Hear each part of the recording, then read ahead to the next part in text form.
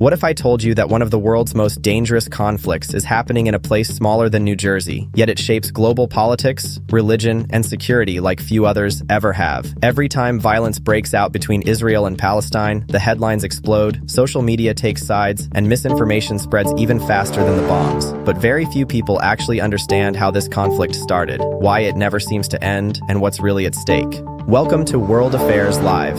Today, we're going to explain the Israel-Palestine conflict simply, clearly, and calmly. No shouting, no propaganda, no complicated political language, just the history, the key issues, and the human reality behind one of the most talked about conflicts on Earth. To understand this conflict, we need to go back more than a century. The land at the center of it all sits on the eastern edge of the Mediterranean Sea.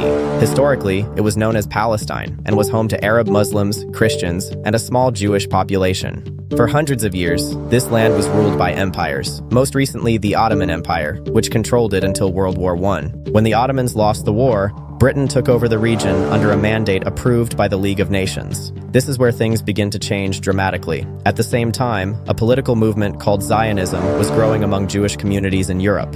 Zionism called for the creation of a Jewish homeland, largely because Jews faced centuries of persecution, discrimination, and violence, especially in Europe. As anti-Semitism intensified, particularly in the 1930s and 1940s, more Jewish migrants began moving to Palestine. They saw it as a return to their ancestral homeland. Palestinian Arabs, who had lived there for generations, viewed this growing migration as a direct threat to their land, identity, and political future. Tensions between the two communities steadily increased. Everything escalated after World War II and the Holocaust, in which 6 million Jews were murdered by Nazi Germany. The international community felt a strong moral responsibility to support a Jewish state. In 1947, the United Nations proposed a partition plan that would divide the land into two states, one Jewish and one Arab, with Jerusalem under international control. Jewish leaders accepted the plan, even though it gave them territory with a large Arab population. Palestinian Arab leaders and neighboring Arab countries rejected it, arguing that it unfairly gave away land to recent migrants and ignored the wishes of the majority population. When Britain withdrew in 1948, Israel declared independence.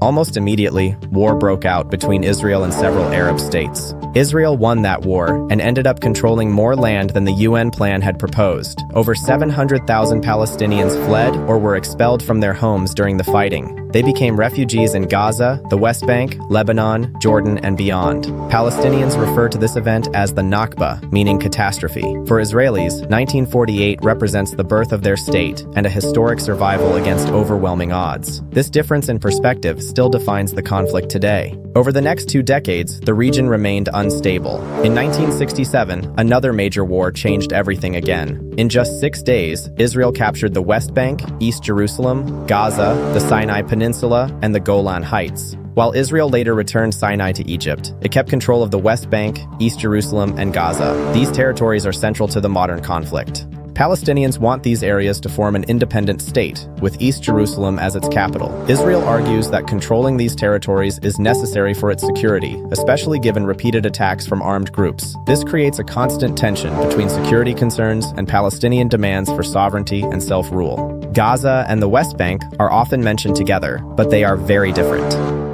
Gaza is a small, densely populated strip of land home to over 2 million Palestinians. It is governed by Hamas, an Islamist group that took control in 2007 after winning elections and then fighting rival Palestinian factions. Israel and many Western countries consider Hamas a terrorist organization because it has carried out suicide bombings, rocket attacks, and openly calls for Israel's destruction. Israel has imposed a strict blockade on Gaza, controlling its borders, airspace, and coastline. Israel says this is necessary to prevent weapons from reaching Hamas. Critics argue the blockade has created a humanitarian crisis, severely limiting access to food, medicine, and economic opportunity for civilians.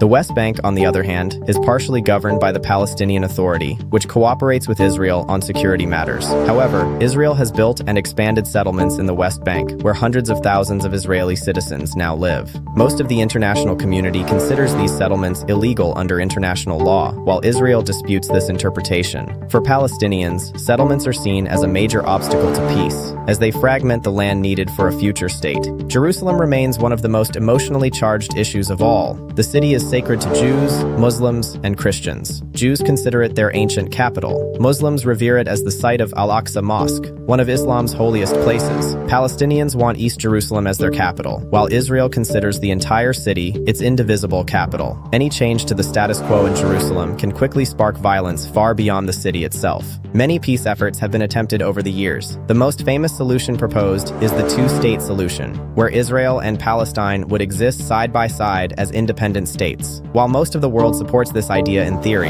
negotiations have repeatedly failed due to disagreements over borders, refugees, security, settlements, and Jerusalem. Another idea is a one-state solution, where Israelis and Palestinians live in a single state with equal rights. Supporters argue it could end the conflict permanently. Critics say it is unrealistic, given deep mistrust and fears of losing national identity on both sides. At its core, the Israel-Palestine conflict is not just about land or politics.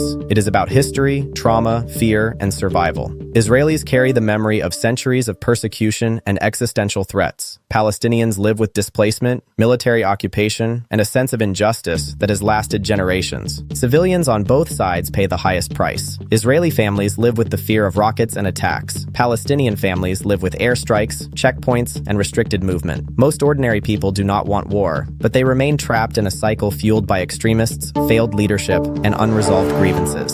Understanding this conflict doesn't require choosing a side. It requires recognizing that two peoples, both with legitimate histories and deep pain, are locked into a struggle where every action echoes decades of past trauma. If this video helped you understand the Israel-Palestine conflict beyond the headlines, make sure to like, subscribe, and share it with others who want clarity instead of chaos. On World Affairs Live, we break down global conflicts, power struggles, and international crises so you can understand the world as it really is. Thanks for watching, and I'll see you in the next video.